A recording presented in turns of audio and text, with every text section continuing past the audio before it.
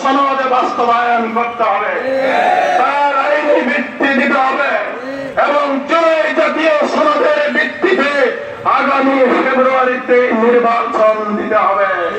আমরা নির্বাচনকে ভয় করি না, আমরা বলতে চাই ফেব্রুয়ারি নয়, জুলাই সনদের ভিত্তিতে যদি জানুয়ারিতে নির্বাচন দেয়, জামাত ইসলামী সেই নির্বাচনের জন্য প্রস্তুত আছে।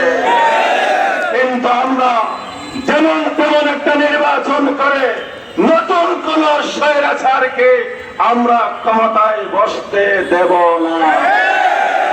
ভাইরা, আপনারা জানেন আমাদের আরো একটা দাবি আছে, সেই দাবি হচ্ছে পিয়ার পদ্ধতির মাধ্যমে নির্বাচন করা।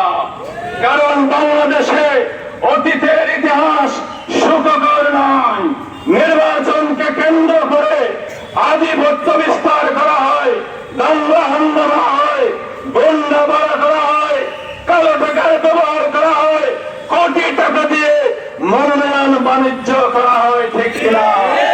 আর আমরা বলতে চাই সকল ভোটারের ভোটকে মূল্যায়ন করে, সকল দলের ভোটকে মূল্যায়ন করে এমন পদ্ধতি হচ্ছে পিয়ার পদ্ধতি, যার মাধ্যমে সকল ভোটারের ভোটের মূল্যায়ন হবে এবং সকল দল আনুপাতিক হারে আসন নিয়ে তারা পার্লামেন্টে যাওয়ার সুযোগ হবে। কিন্তু আমরা দেখতেছি আমাদের সহযোদ্ধ একটি দল বিএনপি, তারা বলতেছে আমরা পিয়ার মানি না, আবার মাঝে মাঝে বলে আমরা পিয়ার কি সেটাও বুঝি না, ঠিক কিনা? আচ্ছা, পিয়ারকে আপনারা মানেন না, বুঝেন না কেন?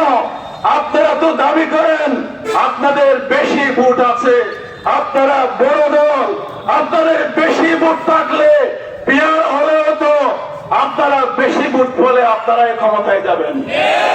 তাহলে এত ভয় কেন? পিয়ারকে কেন ভয় করেন?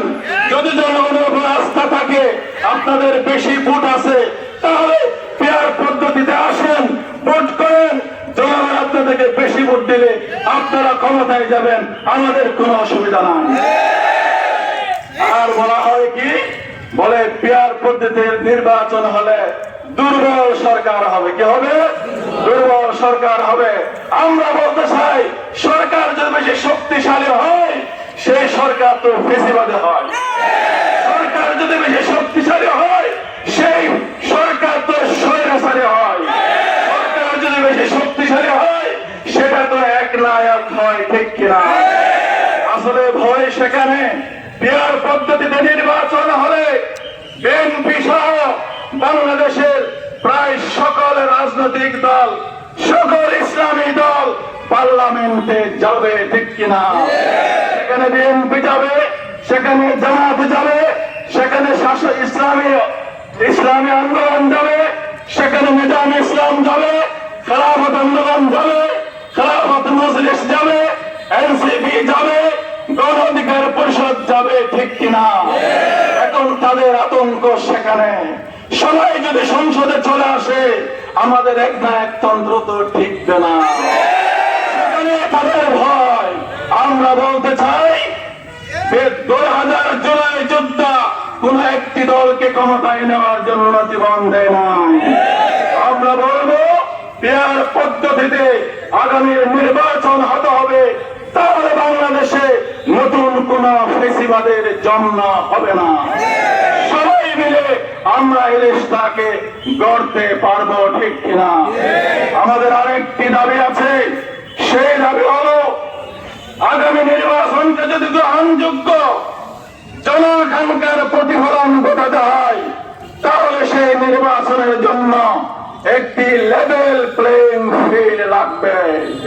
সবার জন্য সমান সুযোগ নিশ্চিত করতে হবে।